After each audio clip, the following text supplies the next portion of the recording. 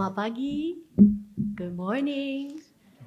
Welcome to the very first episode, the launch of Kita Family Podcast.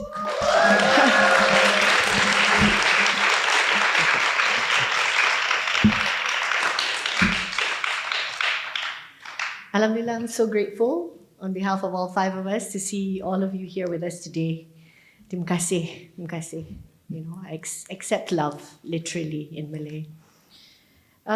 Di sini kita family berazam untuk mengupas perkara-perkara yang berkaitan dengan kehidupan bermasyarakat, untuk meraihkan kepelbagaian, perbezaan sesama kita, untuk mengesyorkan ada tempat untuk semua, sama ada dari segi keperluan masing-masing ataupun menghargai kemanusiaan antara kita. Kami memang mengharapkan sebuah Malaysia yang lebih inklusif. In short, we are here to discuss diversity and inclusion in the context of raising families in Malaysia. That's why you see 5 moms on stage.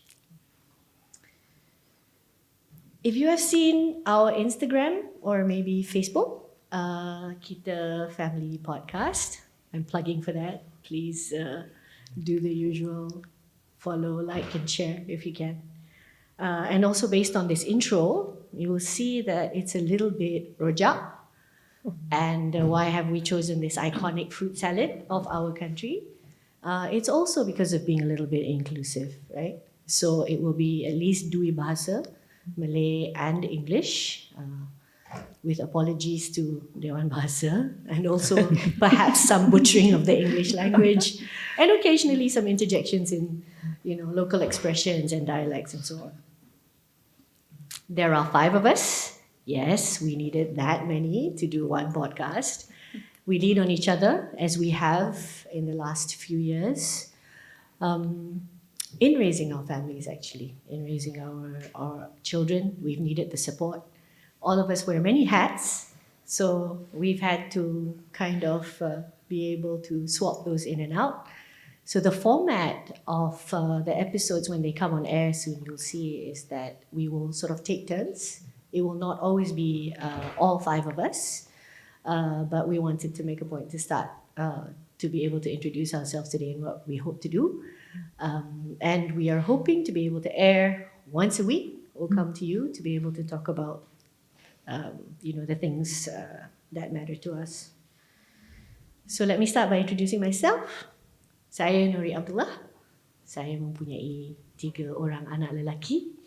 So my 3 sons are as unique as can be, considering they popped out of the same parents. I'm sure some of you can relate. And it so happens that our second son is also autistic. So diversity and inclusion to me personally have been very, very important. It is very much a part of how I grew up, and I think it's also because I am Malaysian. Now, as Malaysians, I feel that diversity is very much a part of our DNA, our history, our geographic location. It's a lived reality. This is what it is. Look at the beautiful audience here today. We're all united mostly. I think the majority of us here today are Malaysian, here in KL, PJ rather. And we are all very, very different. Diversity is a part of our DNA. It really is. And I believe that harnessing that is something that has allowed Malaysia, a relatively small country, to occasionally punch above our weight. And we can continue to do that. Why?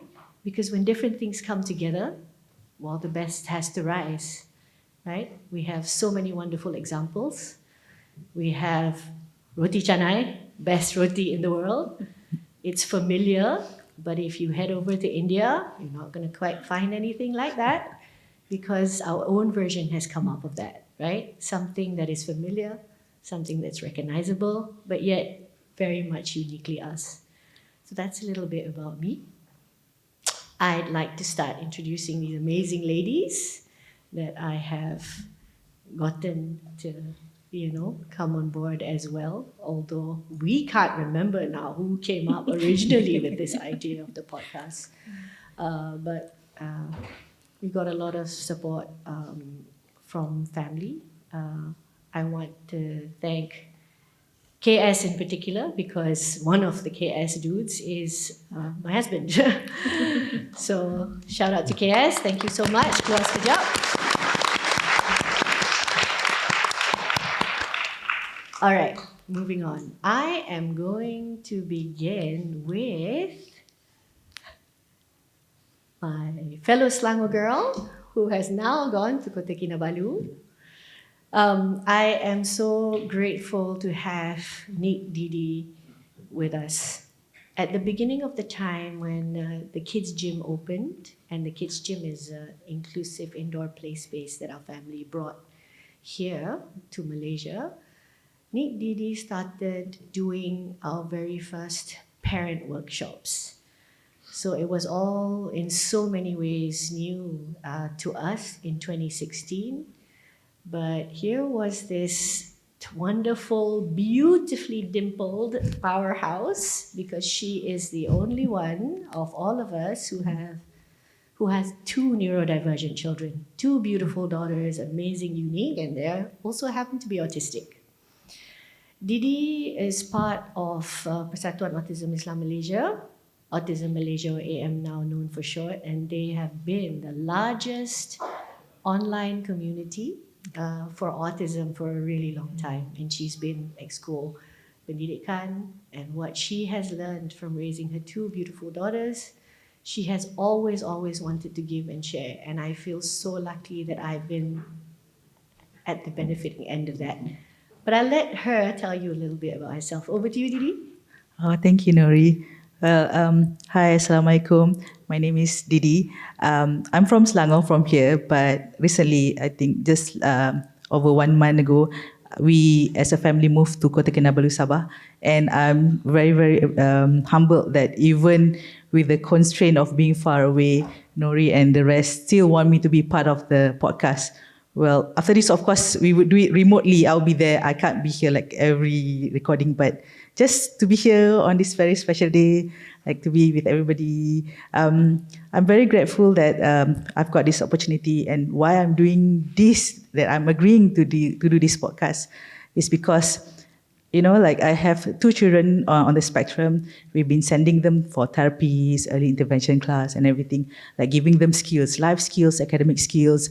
There were even times that they had scheduled like as full as working adult, even like fuller, like they had to do so much to, at that time I believe, to close the gap, until one day I realized that it's not about making them normal. They are born different. We give them skill to survive, to give them chance to be the best that they can be. But at the same time, I cannot just push them to prepare themselves for the world, but there's also an obligation for me to menyediakan the world, the society to accept them.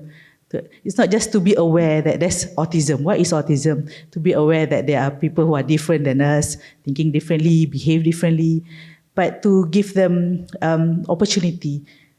Not just, kan kita selalu dengar like people say, we need a village to raise a child, right? But for our autistic children, it's not just a village. A village doesn't cut it, not enough. We need the whole nation. We need the society. We need everybody. So we are here to improve the awareness, the knowledge, and hopefully for everybody to have the empathy to understand what they are going through, so that we can provide them with equal opportunity in life. Thank you, Nori. Thank you so much, Didi. Yeah, that's right. What's normal these days anyway, right? I think, in many ways, in so many ways, even when it's a situation where you find something is odd and different, that's probably normal too for that particular situation or who you are at that point in time, right?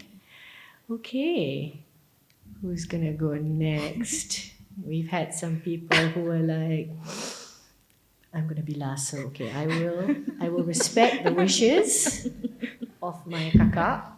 So I will go over to Anit. Yes, okay. So on stage here, amongst the five of us, Anit's my oldest friend. And Anit, what can I say about her? You know, she's the sort of living, walking, talking sort of person who stands up for justice and fairness. She really is. It will not surprise you to know that she is a lawyer by training and profession, and also an advocate in so many ways. Amongst the many, many things that Anit does is tirelessly working with a group of other amazing people, looking into law reform for Akta OKU, for example, because what we have might be good but not good enough, and we're always looking for something better. And here's a little backstory that I want to share.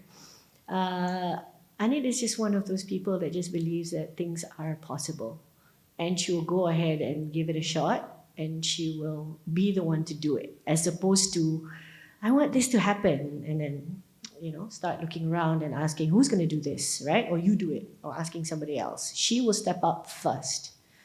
So one fine day, she walked up to a Tan Sri chairman at no less than a Hari Raya open house, and this is Tan Sri chairman of Malaysia Airports, and says, Tan Sri, after her Selamat Hari Raya and salam and all that, she goes, don't you think that our airport should be inclusive? And guess what?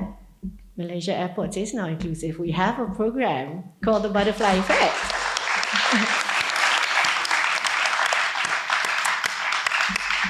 And it's thanks to the lady in red who gets a different chair today. She'll tell you why. But yeah, it also gets, it's an opportunity for us to talk a little bit more about inclusion, right? So over to you, my dear friend. Thank you, Nori. Good morning, selamat sejahtera semua. I'm Anit, ibu kepada 3 orang anak. The eldest adalah anak neurodiverse, and that's how I got to learn to accept things that are different and be more inclusive. And that was maybe 14 years ago. So for the last 14 years, my journey has been, how can we include people? And I remember my late mom's words saying to me, if you as a lawyer cannot advocate for children and people like Nirav, who can? You have the skills and training. So it's sort of makan hati when she said that. And I know she's always cheering me on from wherever she is. And that's the reason why I decided, okay, Akta OKU tak, not good. Jom kita cuba. We don't have a Mental Capacity Act in Malaysia. Jom kita cuba. So what Nori talked about Malaysia Airports was a chance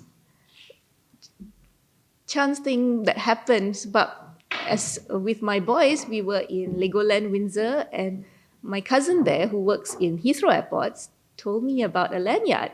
So, and it was not available in Malaysia. Why? Because anybody with hidden disabilities could have a great airport experience.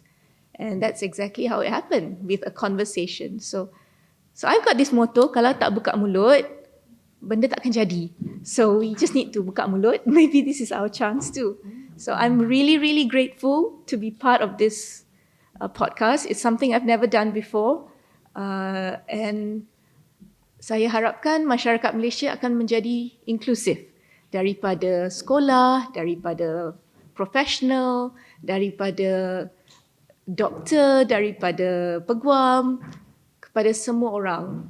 So that every child, walaupun neurodiverse, akan rasa kami rakyat Malaysia. Thank you.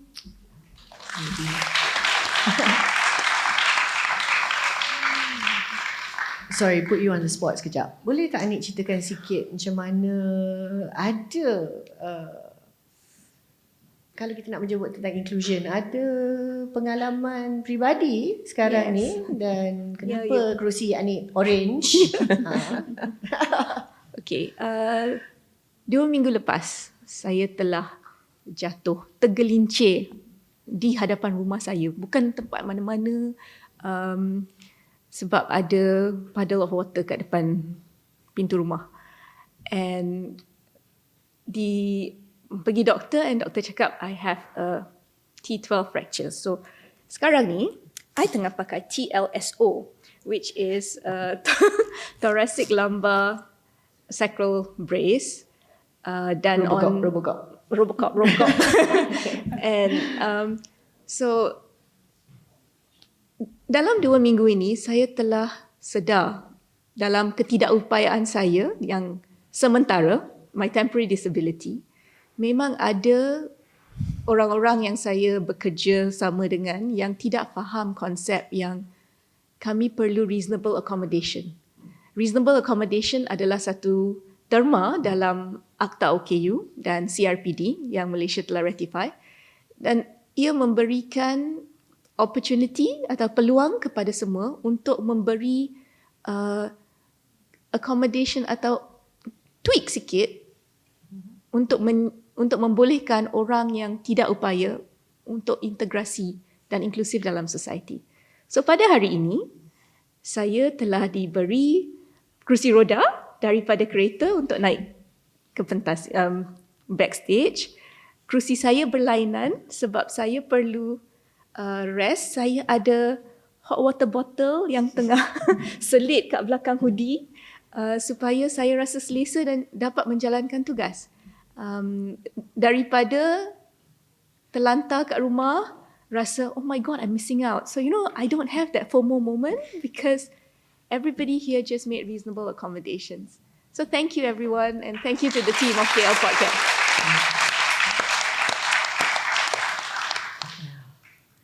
Okay, now we are going to go to the lady in the middle.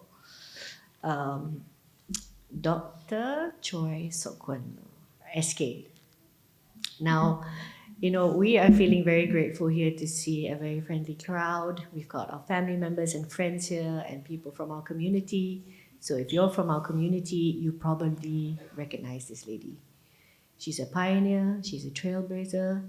Oasis Place is one of the largest and, established centers for intervention, interdisciplinary, always learning forward. That's your expression, right? Looking to continue to learn and do so much. And I've always been quite amused and intrigued at her business card, in spite of all these different achievements. She's a medical doctor by training, by the way, and then later she just decided to sort of combine the entrepreneurial thing and then wanting to do so much in this space of, embracing differences, neurodiversity, whatever you want to call it. Her business card says mother.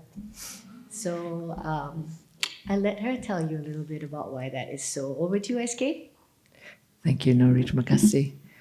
And just before I introduce myself, Anit, we love you.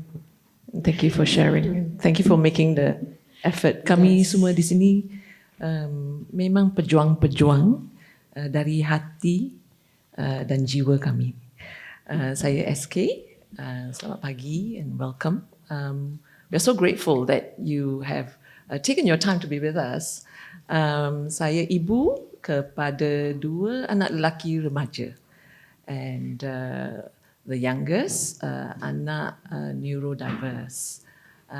And as Nori mentioned, saya memang minat dan suka this approach of learning forward. Sepanjang masa, I memang love starting with the end in mind. Yeah. So bila saya jadi ibu anak pada masa itu, anak bungsu baru berumur 18 bulan. And sekarang dia sudah hampir 15 tahun. So the learning forward approach tu came into front drive. Yeah. And as a family, and my husband and one of my sons are here. Kami bersyukur kerana the response from doing different therapies. We invested a lot of time and effort, and the response has been very encouraging. So as we journey, just like our friends here on the platform and many of you perhaps, as we journey the being a family, I realized that many may not have access, many may not have the opportunity to have different support. And that really was one of the key reasons with this beautiful friendship that we have that we are here. But I really hope the Kita Family Platform, as we have ni, becomes a platform perkongsian, ya? Perkongsian cerita-cerita, perkongsian, and not only perkongsian, I think a platform for us to care. The caring, the penyayang in us is natural, so that we can build a community. First, we build a culture dulu, yeah, budaya which is natural, as Nori has mentioned. We as anak Malaysia are really, really fortunate. We are naturally different. Yeah, not only different in bangsa, kaum, our food. Every time you get a milk tea, either you want 1/3, 1/2, or full sugar, and then the poor milk tea man, yeah, has to have 1/3, 1/2 ice. So we are naturally memang sudah berlainan. So my wish today is with this, the Kita Family Podcast will help shape our nation.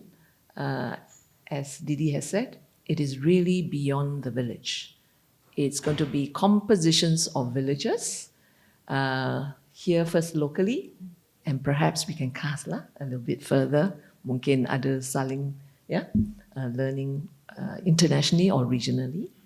So our hope, my hope, is Kita Family as a perkongsian platform to build and to nurture a society that is berlainan keupayaan, or we term now as neurodiverse. So thank you. That's right. So neurodiversity, right? So if we've been talking about diversity already in Malaysia, really that's just the next layer. That's just the next step. We already have this experience as Malaysians.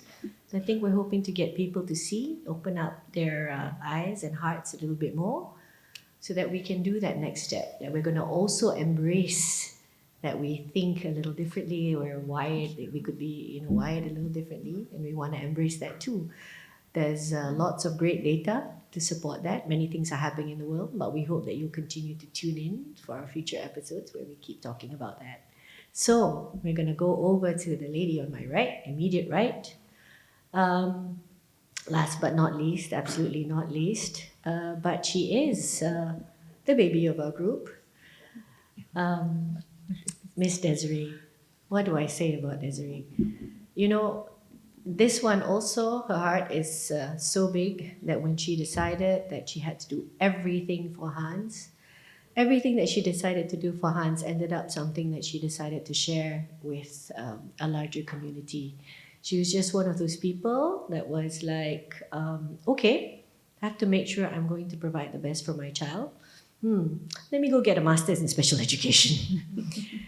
So, she went ahead and did that. And now Project Hans with 2A's.com is one of the best known and best resources, especially for people just opening up to learning about neurodiversity and things like autism, but many other developmental conditions as well.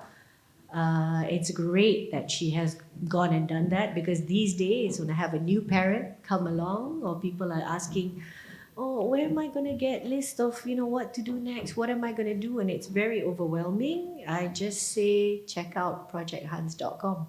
So let's have the founder tell you a little bit about herself. Over to you, Desiree.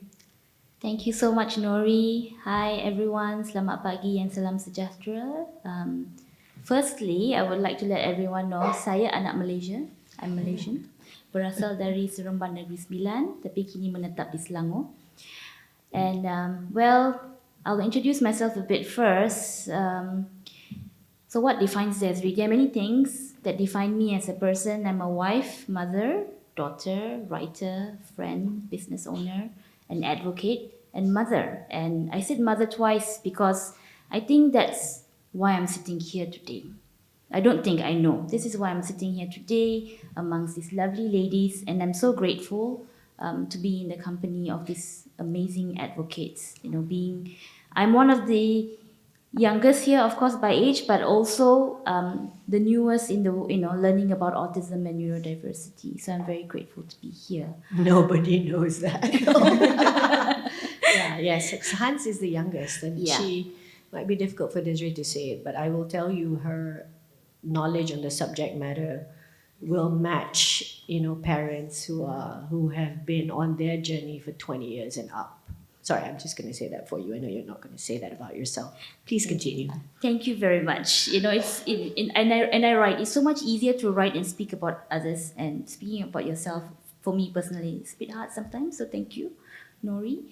So my son Hans, he's going to be 9 this year, and we were quite fortunate to get an early diagnosis when he was 2. And the thing that we as a family struggle with most were things like misconceptions, the cost, of course, understanding what autism is, and just navigating that was so difficult, because for me, I need to be an expert in order to help my child, right? So that is why, like what Nori said, she went out and did her masters. I did do that, but the most valuable information till today I still get from people in the community, the self-advocates themselves, fellow parents, and I have particular respect for parents who have older children who are in their 20s and 30s, because it was that much harder for them.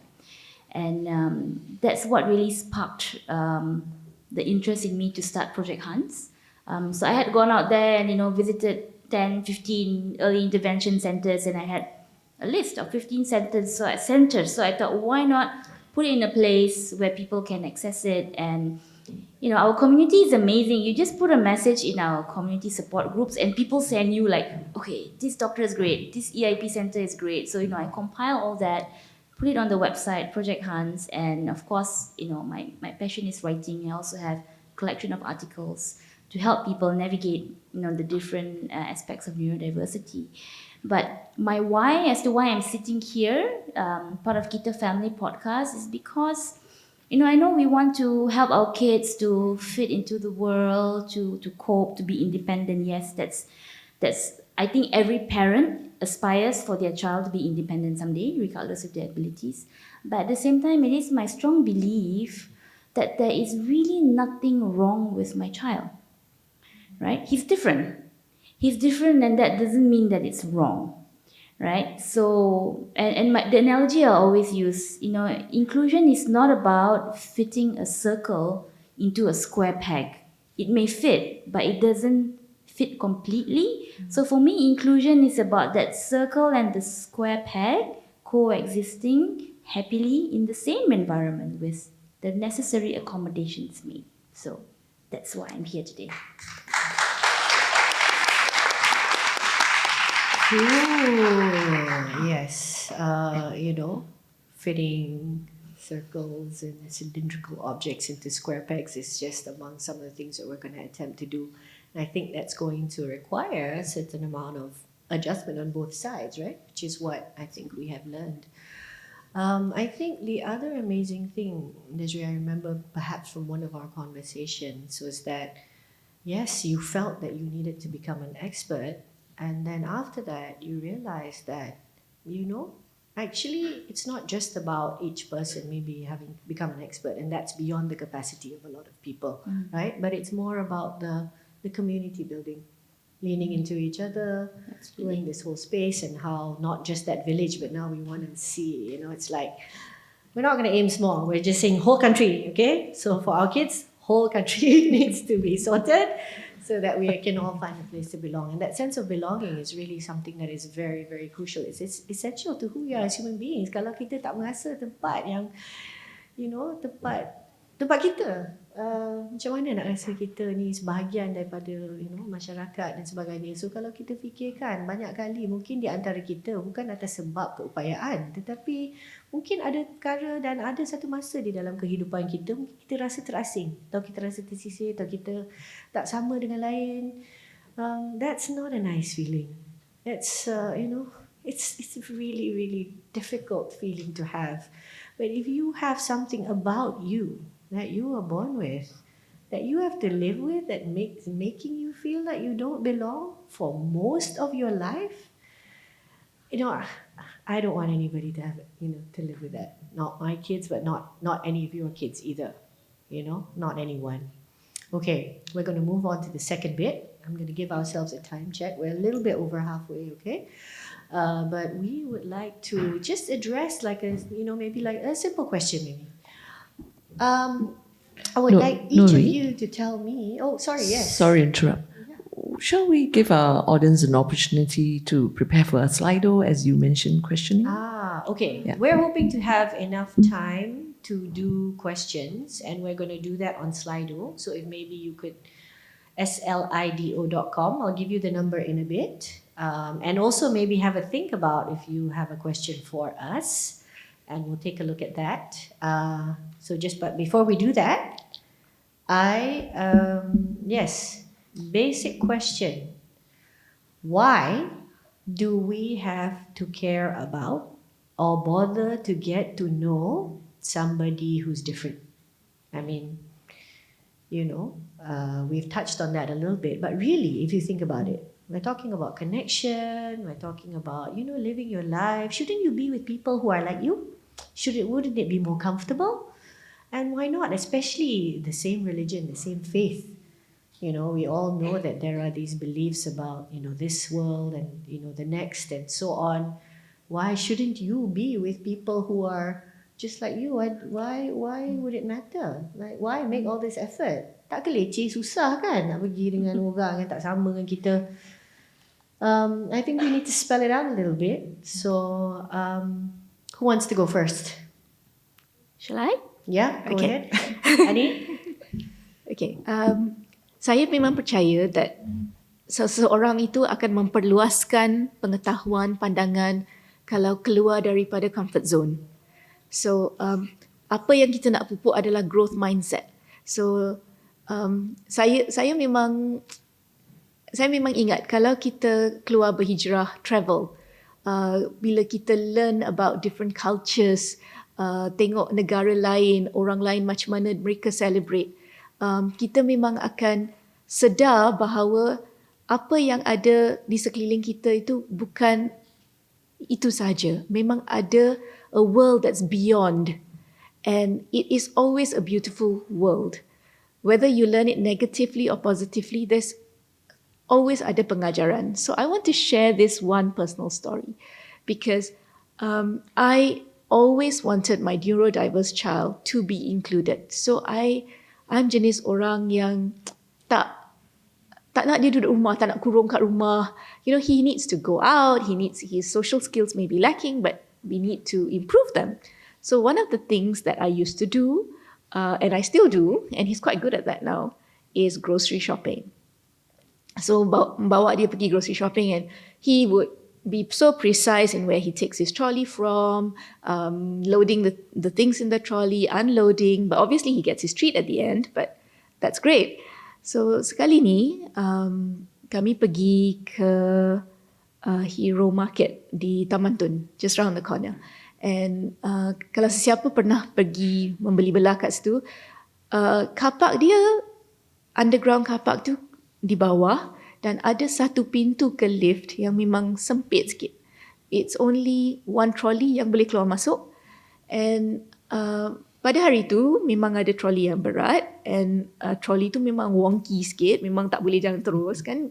Okay, we all got that trolley before, yeah? Yeah. We all got that Okay. trolley before. Okay. So kalau untuk kami orang yang pandai sikit maneuver tu, trolley tu akan still sengit. What more for a neurodiverse person? Memang their hand-eye coordination is a bit lacking kan. So dia memang tengah navigate trolley tu nak pergi ke sini ke sana. And at one point in that door that was from the lift to the car park, ada seorang middle-aged man yang ingin masuk.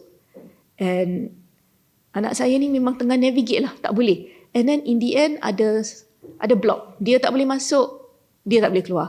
So saya perlu guna verbal prompt and say, okay, move to the side, reverse, let the person go through. Sebab orang tu memang impatient dan tengah mula show aggression dan maki-maki, menggunakan perkataan yang kesat. Lagilah kalau budak neurodiverse kena maki macam tu, they will freeze. Even when you're giving them verbal prompts, they can't do it because they just freeze. So I had to calm him down, pull the trolley and say, okay, go. And later on, after we had unloaded the car, the man came back to the car park. And as an advocate, I memang nak explain lah. So I pergi kepada tu, Cik, saya minta maaf ya. Saya bukan nak sengaja buat macam tu atau nak buat orang marah.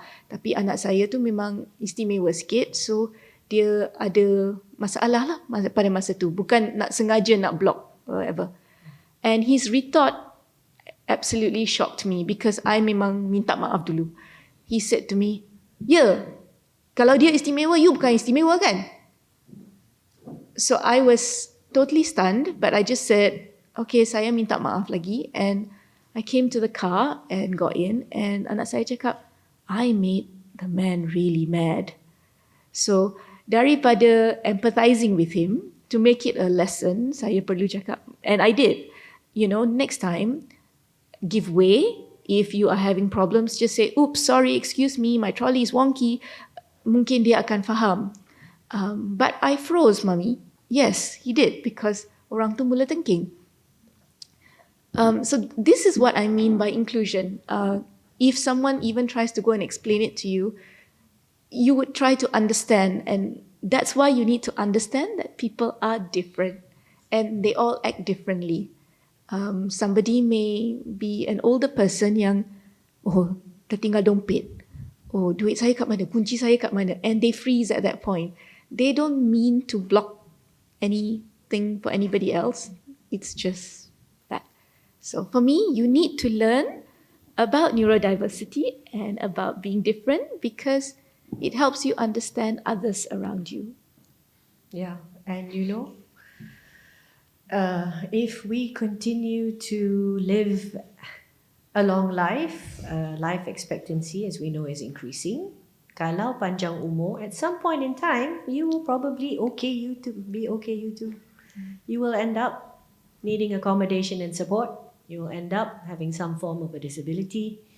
It's going to happen. This is how we are as humans. It's the life cycle. When you're an infant, a child, a baby, you need accommodation and support. And you will probably, perhaps end your life that way. And there are some of us who need it, through the various stages of our lives.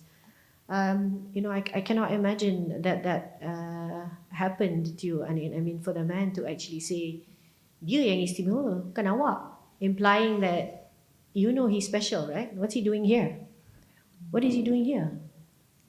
And this happens. I think we have experience, so we've had that. We've seen those instances. We have been told how our children, how our family members, the people that we know who are a little different, should be kept home. So tak payah keluar lah. Duduk kat rumah, tak perlu dikari. Well, let me take you all the way to the trajectory of why that's a problem. And one of the biggest concerns that we have as parents, apa nak jadi dengan anak kita ni lepas kita dah tak ada? So if I don't help to support my child be as independent as possible, set up everything as possible, whatever supports that he or she may need, I'm going to have to do that, because what's going to happen? This is the scariest thing. We've spoken to people who said, and can you ever imagine to be someone who wishes that you and your child might die around the same time or soon after? I mean, one of life's greatest tragedies is for a parent to have to bury a child. But when you have a child that needs a lot more than other children, and probably throughout their life, the thought crosses your mind that your child should go first. So yeah, this is why we don't just want to keep our children away, but because of a lack of awareness. But in fact, with the best of intentions, we know around the country, we know that people who feel helpless, who feel that they cannot do anything with their child and their child does not belong out there, anak dia ni kena kurung dekat rumah. Untuk sebab yang hasrat dia dan niat dia baik. Niat dia baik sebenarnya sebab dia, dia dah tak tahu apa nak buat. Dia ingat dia nak menjaga keselamatan anak dia. Things like that. But, this is a human being. So the diagnosis, the other problems, the permasalahan, the tidak keupayaan, whatever, all this, these are descriptions, but it has led to us forgetting that there is a person there. So we are here to remind everyone that when we learn actually about diversity, it often ends up reminding us that there are a lot of things that we are actually similar. That are actually similar. We don't want anybody to ever forget that, right? That it's about the humanity, the person first. And then we'll deal with the rest of it. So let's go on, and Nori? so we can hear. Sorry, I always keep interrupting you. However, I just want to extend a little bit Sure. what Anit has shared. And in my workplace and in my life experience, we keep supporting the individual that's different or autistic, dyslexic. We continue to work with them, but sometimes the situation is we work at them alone. Inclusivity, let me tell you this story, an encouraging one, in a way. Both my children have the opportunity to attend a inclusive mainstream school. And in their classroom, there are two friends, two of their buddies, or rather not in a classroom, two boys of different age, two brothers, and they need high-level support between very close special educator support to be successful in the classroom. The school had moved from one location to a new location. And I asked my son and said, "How are your friends doing with the change?" And this is what he shared. He said, "Mama, if they are in our school, they'll be fine. But I wonder whether they will be able to survive when they're not in the school." Now, my son was only around 9 or 10 years old at that time, a fairly young fella. And at one point, I felt very grateful that my children, or my son, appears to have great understanding of the power of inclusion. And then my hope there, just like the story Anit shared, that's why we are a platform now to invite. We would like to invite the embracing, because many of the fears, I think, the gentleman demonstrate, or the anger, the impatience, is because they don't understand. They have encountered it, but they don't know what to do. Yeah. So again, coming back to this, we are hopeful that situations like this have opportunity to change, not within our OKU or Berlainan Keupayaan or neurodiverse, but diversity means also the typical. Lah. So this is our hope that it will change, and we know it will change for sure, because the individuals, the students, when they go to school, they are already there. The school have no choice. Betul? But as parents, then we continue to support the school, encourage the school, please, can we have more help at the parent education? And just not ourselves here who are parents of the autistic child or the child that is different, but invite our friends, our peers, our parents, their teachers, and so forth. So it really, in many ways, does start with us, and we know it will ripple. We have seen it. I'm encouraged by it. It is very hard work, but we are ready to go. Yeah. Go ahead. Yeah, that's why kita family is not about the 5 of us like as a family, but kita means like all of you as well. Kita nak semua orang kita. You and I, all of us kita, because bila kita jadi family, kita sayang, kita care, kita ambil berat. So I want everybody, our wish is for everybody to be kind to each other, no matter like how different or similar you are. Yeah, that's why we choose that name, Kita Family, right? Yeah. That's right. So we invite the children too. Don't forget the children. Yeah, Everyone's included. Yes, everyone's included. I mean, that's a nice thing about our language, right? There's like if I say kami, it's just here, right? I'm speaking to you, but we have a word in Malay. It's kita. If it's kita, it means everybody, anyone present, everyone is included. So we thought we'd like to give an opportunity for people to maybe ask us some questions, right? So we had the Slido going on. So if I can read to you our Slido number, and you just punch it in.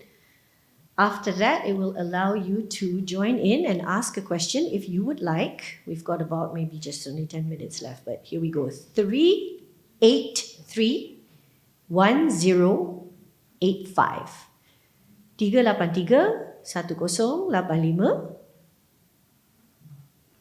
And yeah. So while we wait for the questions, maybe can I do a quick share? Yes, please do. On being different, and not necessarily from an aspect of being disabled or having a disability, but for me, growing up, and this also ties back to why my son's diagnosis wasn't hard for me to accept. When I was growing up, I was the one who was different. As I said, orang Seremban, orang Negeri Sembilan, I was the only kid that looked like me in my neighborhood and in my school. I was mixed race, and my dad, who dared to be different, to marry out of his race and a different religion, that's my parents. They made me feel very safe in my own home. So it was sort of like having dual lives. At home, I felt safe and loved, but when I went out, I would get mocked, and people would assume that someone with fair skin would get compliments. For me, it was like, no, like mat saleh, and it made me feel ashamed of my white skin. But of course, I never went home and told my parents that, because I didn't want them to feel sad. They made me feel so loved and accepted, And other things that were different about me was I still am left-handed. So even when I go out in public and I will serve food with my left hand as a child, I get told off. Oh, you're being rude. I'm not. It's just my dominant hand. So coming back to Kita Family, I think the point is that I think we're all different in our own ways, and different is not wrong. So for me, as a child, if someone was different, they were basically the same as me, because I was different too, right? So I just wanted to share that tidbit, and let's go back to Nori and see if we have any questions yet. We do. We've got some very, very good questions actually. Okay. Didi, I'd like you to take this one, I think. Hello, mothers. I'm a neurodiverse adult. I've met parents who are embarrassed to have neurodiverse kids. May I know, how did you ladies break the stigma? Well, I have to thank Dr. Choy for bringing world-class workshop from overseas that we parents can join online, and so we learn a lot. And among other things that we learn is like when we as parents are embarrassed about our children, we feel shame. The kids, our children, will not be able to learn because they can actually feel it without us saying anything. The thoughts of like being shameful, like why anak aku tak boleh buat ni, ajar sekali, kan dah ajar, kenapa still tak boleh buat lagi, kenapa tak faham. Those thoughts actually impacted the kids in a negative way. So when I learned about this few years ago, it was during MCO, so I learned to embrace the kids' interest rather than like telling them what to do. I learned what they like. So kita macam, okay, they like YouTube, so we join them lah. Okay, YouTube, what do you like? You suka tengok kartun, Netflix, what kind of show that you like? We support their interest, and then only we see the difference that they can learn better, they have better self-esteem. So it starts from us at home. Daripada macam kita nak telling people what to feel, kita dulu, and then seeing the difference, then and then of course I share that in a lot of platforms whenever I got the opportunity to speak, even in the Facebook support group, to tell people that it's not about what we say, it's not just about what we say, it's also what we think. Yeah. So I think, well, the point is, I would say the main point was to be a bit more exposed and to educate yourself. And that is one of the reasons that we're here reaching out. I think as parent advocates, we realize that over time we have spoken a lot to our community because they need support, but we need to get the message further out there so that we don't have a situation like this where the parents are feeling that it is a stigma. It's the parents that's feeling a sense of shame or at loss or just not knowing what to do. And we know we have to deal with these things, right? They exist in society. So that's why that whole a shifting of a culture, shifting of a mindset. This is, I suppose, in a way, part of our efforts. We don't want to have or to how do we say, diminish or belittle, to say that the feelings, of the parents at the initial shock, of course, right, at unexpected news and this whole thing. We're not trying to say that all this is easy. It's not. It's actually not easy. We've acknowledged, we're like, why do we have to, go about getting to know people who are different? It's hard. It's conscious effort, right? Like you have to tell ourselves like what to do, what to think, rather than like keep it like natural, like whatever happens. But the point is, it's worth it. And the point at the end of the day, we hope that what we're trying to reach out to remind some parents is that you do love your child, right? You love your child. This child has come from you. And I think in our culture and society, there's a bit of a plus with a little bit of a minus as well, that there's this understanding and idea that the child is still a gift and a sugar and so on. There are pluses, of course, to it. In this kind of thinking, there's also not necessarily great, because sometimes you can be fatalist and say, okay, nothing needs to be done. But I think it's starting from, slowly shifting the mindset. So maybe it's the parents around that parent that also have to support and slowly get them to start to open up and change their minds a little bit. But this is a very difficult one. It's a difficult situation, I acknowledge. Yeah. We have a whole bunch of questions. Is anybody particularly interested in jumping on board to? Can I just add that for a neurodiverse adult, I think the fact that you are here and you are on Slido, your sense of independence is great, and give yourself a pat on the back. And if a neurodiverse adult is here, a neurodiverse adult is already included in society, and we have to be proud of that person. Yeah. So you could be a champion for other neurodiversity so that parents would say, hey, they can do it too. So with the right guidance, my kid will be there too. Yeah, I just want to add, we are always, as mothers, often looking out for our children's behaviors. And I think particularly Asian culture also, we are shy or we are segan. They use the word stigma. Actually, we are just very humble. Our humility sometimes may not help support our child that is different. I'll give you an example. We just want the child to be still because we know the man next or the lady or the person next to us with our children will be upset. Mothers always anticipate, kan? Parents always anticipate the next move. Betul? Right? Don't do that. Don't do that. So, in truth, the parents ourselves, we are highly anxious. And I need to say that we need to be forgiving to ourselves. But the proactiveness is to learn with kawan-kawan who will support this funny behavior lah. Moving all over the place, knocking things, always spilling things, and then getting reports from cikgu. So that alert us as parents, this child jahat sikit lah. That's the word, kan? Nakal lah, jahat lah, naughty lah, misbehave. That should alert us because it's more than beyond a typical child.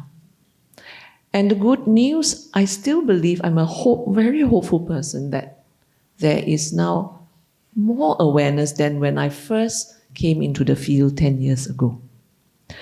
What we need to do is, may I just also share with the neurodiverse individuals that are here. As parents, we naturally love you. We don't just love you. Actually, we love you to death. Yes. But we don't have the ability sometimes to know how to parent. Because we keep making that mistake and may not have yet learned.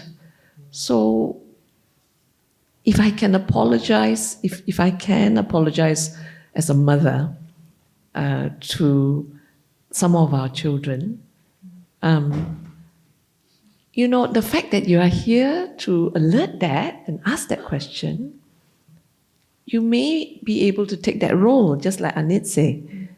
Step into that role. If you are a sibling, step in that role and learn about what is that different behavior. And then there are many tricks lah. Okay, tricks to mother. I'll give you one and then I shall close. One trick that I used to do when I was in the lift because we were captive, menakutkan. My son loved numbers. Once he went into the lift, he will count out loud. And Mama learned that I will count with him. And actually there's a lot of self-talk.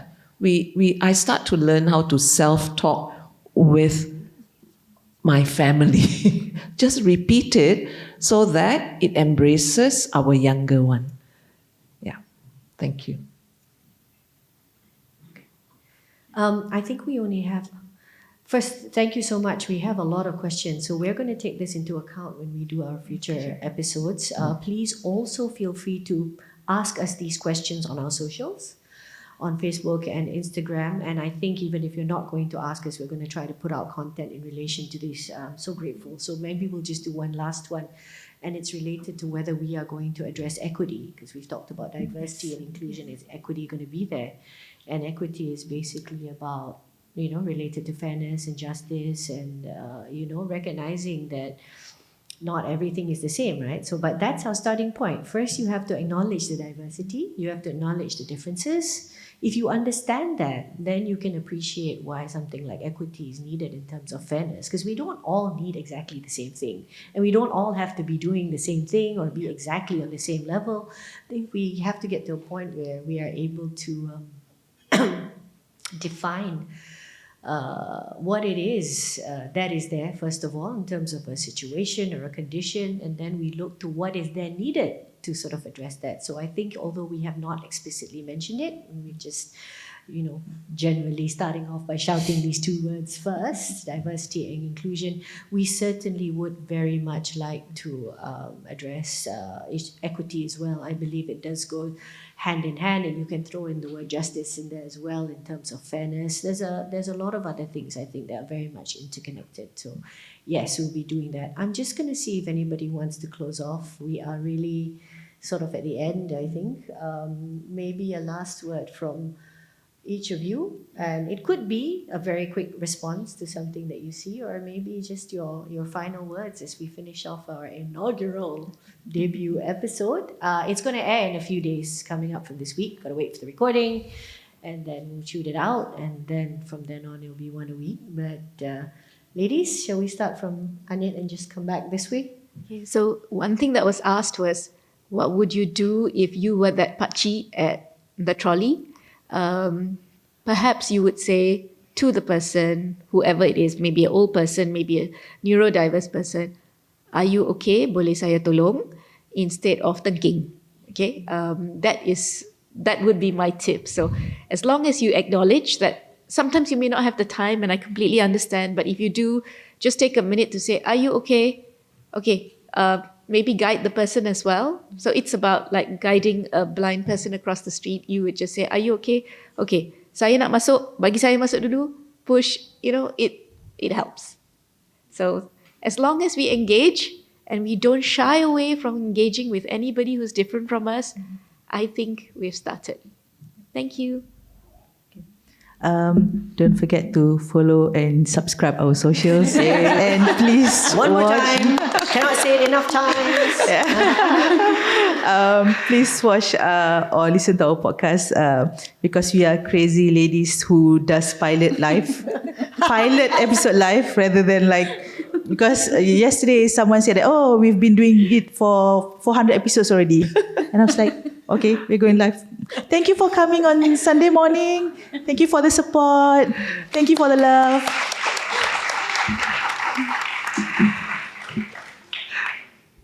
You are the best.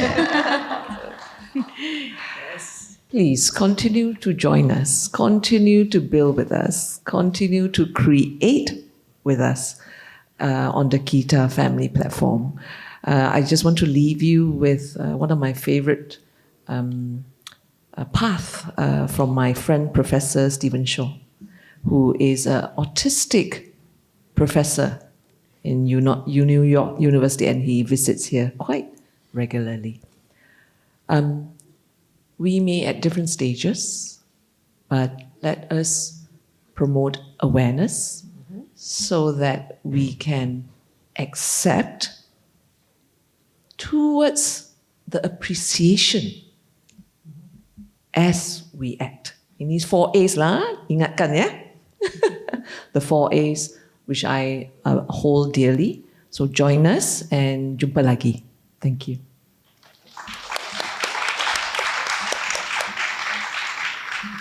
To echo Didi, yes, please follow us on our socials. And 3 main things I just want to wrap up with in 1 sentence each. The first being, when we talk about equity, I think we need to first remember that we are all not created equal. Some of us are tall, some of us are short, some are fair, some are tanned.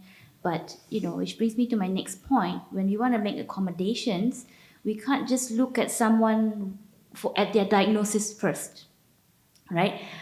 So, especially for my son, he's autistic, but that's not the only thing that defines him. He's a boy, he's a son, he's a grandson, he's happy, he has, a personality. So I think we need to look beyond the disability and look at the person first. That's really what inclusion is.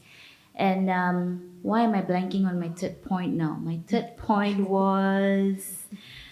In the next episode. Yes, it will be in the next episode. No, I Will remember. be in the next episode. I remember. Stigma. Breaking the stigma comes with some very thick skin. So, if someone is shouting at you or, abusing you verbally, fight back, right? Yeah, so have some very thick skin to fight stigma. Thank you. Yes. Building that thick skin together. I was telling everybody I have very thin skin, so I'm not much out on social media. So what did I have to do to put myself out there? Drag 4 other people along.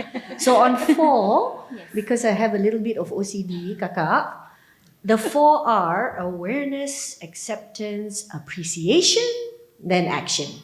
So we'd like you to journey with us, and wherever you are, keep progressing. And we're hoping until it gets to the point of action. And action can be with something very small.